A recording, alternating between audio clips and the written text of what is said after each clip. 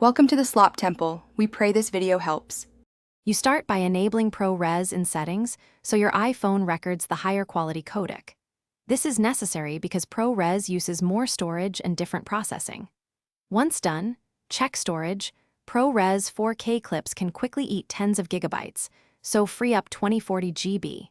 Then open the camera app and switch to video. Make sure you choose the resolution and frame rate you want before toggling ProRes. These steps get you recording ready without guessing later. Now focus on how you capture.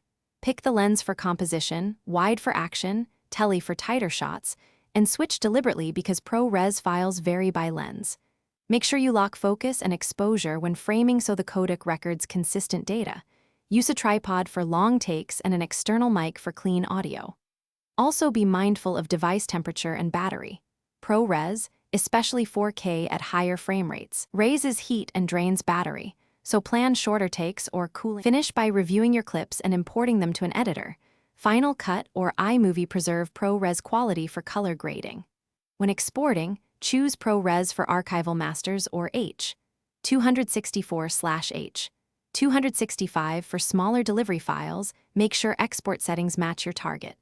If something goes wrong and ProRes won't enable, first free up space, restart the phone, and install any iOS updates. This resolves most issues caused by storage limits or temporary software glitches. Then try recording again.